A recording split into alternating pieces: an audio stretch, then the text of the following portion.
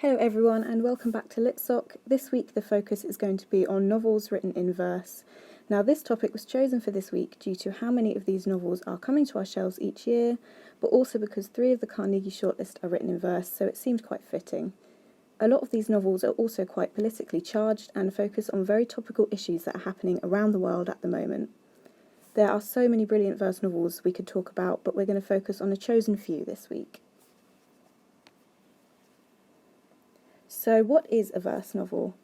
A verse novel is a type of fiction book that is told through the medium of poetry rather than prose, which we know to be the classic fiction book. These books read in a very similar way to a prose novel, except that they tell the story in a more poetic way, often with a unique character perspective. Some of these novels offer us a poem per page, are written in free verse, or have poems that span multiple pages and work almost like a chapter. Essentially, verse novels say a lot in only a few words, and that's where they excel. Elizabeth Acevedo has become a tour de force in the YA world and has written 2 fantastic verse novels, one of which is The Poet X, which won the Carnegie Medal in 2019, and her newest, Clap When You Land, has been shortlisted this year. She is a Dominican-American author, and her characters give us an insight into some personal experiences of growing up Black and religious or Black and gay in the USA. Poet X is a book about religion and the immigrant experience and growing up to find yourself in a difficult situation and ultimately finding your voice through poetry. Clap When You Land is about loss, it's about gain, and it's about changing your idea of family and familial love. Her books have a huge impact on understanding these experiences, and her writing is very emotive and beautifully written. In this case, her books are written in free verse, so essentially it follows the rhythm of natural speech rather than rhyming or following a more musical rhythm. The poetic nature of the writing allows the stories and perspectives of these characters to be fueled by feeling and emotion.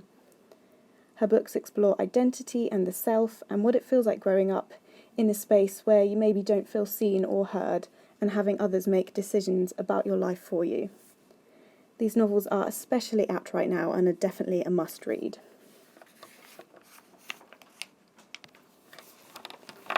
Next, I want to talk about Sarah Crossan. Much like Elizabeth Acevedo, her books are very emotionally charged and give us unique perspectives from an individual's point of view. The verse format really brings us out. Her novels range from one, which follows 2 characters, Grace and Tippy, who are conjoined twins, and their experiences living with disability, both physically and emotionally, to Moonrise, which is about 17-year-old Joe, whose eldest brother is on death row after being arrested for a crime he may or may not have committed. All of her books, but especially these 2, are beautiful and heartbreaking in equal measure, and her poetic storytelling and shifting between characters allows you to feel what these characters are feeling and experience the story and how it unfolds alongside them. Another of her books, Toffee, is a really unique read. It follows Alison, a girl who has run away from home, who finds herself living in the shed of what she thinks is an abandoned house. The house, however, is not empty, and she strikes up a unique relationship with an elder lady, Marla, who suffers with dementia and who owns the home.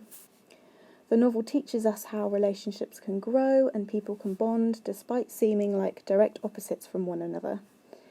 This is a lovely novel, one which is so original and compelling despite the perhaps more simple storyline.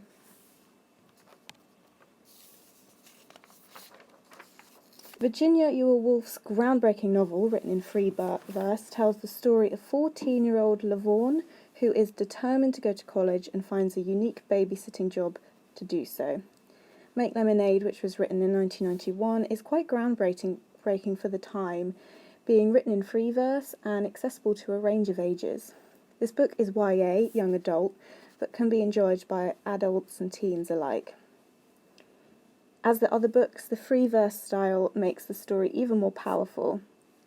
The book contains a lot of philosophical, political issues around, women's studies and women's issues, has symbolism and strong imagery, and 2 emotionally strong female protagonists, which makes it a very topical read. The Black Flamingo by Dean Atta is based in the UK and follows the character of Michael, who is influenced by the author's experiences, so it's semi-autobiographical. This book is all about identity and gender and feelings of not fitting in. The main character finds himself at university through the art of drag with his character, the Black Flamingo. This is a lovely book all about the power of finding your place and allowing yourself to be who you want to be, embracing the self and your own uniqueness. The fact that it's also based around the author's real life makes it very authentic, and like the other novels I mentioned, the free verse format really allows the emotion of the writer to push through.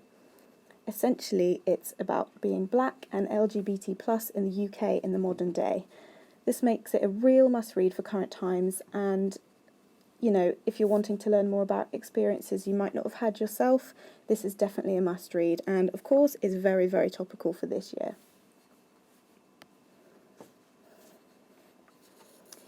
Now, I want to talk about the current Carnegie list. There are 3 books in the Carnegie shortlist, as I mentioned, that are written in verse. We have already discussed Clap When You Land, Elizabeth Acevedo's book, but I want to talk about the other 2. Run Rebel by Manjeet Mann is all about reclaiming yourself and coming to terms with some very difficult things in life, particularly in terms of culture and religion. It follows Amber, who comes from a very religious and quite abusive background, and her experiences with using running as a form of both release and rebellion. The Girl Who Became a Tree is a book in which myth meets reality. It explores themes of grief and how books and close friends can help you heal and grow from harder times. It really reels with creativity and imagination. In both books, there are very few actual words, but all of these words make a huge impact. In The Girl Who Became a Tree, the story is told through a sense of magical realism and beautiful illustrations as well as the verse style. And much like in Run Rebel, the verse style makes this a very emotional book. In Run Rebel, every word is used to the best of the writer's ability, and the verse style, the different fonts, the writing styles, the poetic form, is used to convey the main character's intense feelings of anxiety and confusion. This is not an easy read, but a very important one. It is, at the end of the day, hopeful and empowering to young girls in its own way. Now, we can't talk about novels in verse without talking about the Iliad. The Iliad is an epic poem written by Homer likely in 762 BC or around that time. It tells the story of the latter years of the Trojan War, the war between the city of Troy and the Greeks, with Achilles being the main plot character. It teaches us lessons of bravery, of pride, heroism and honour.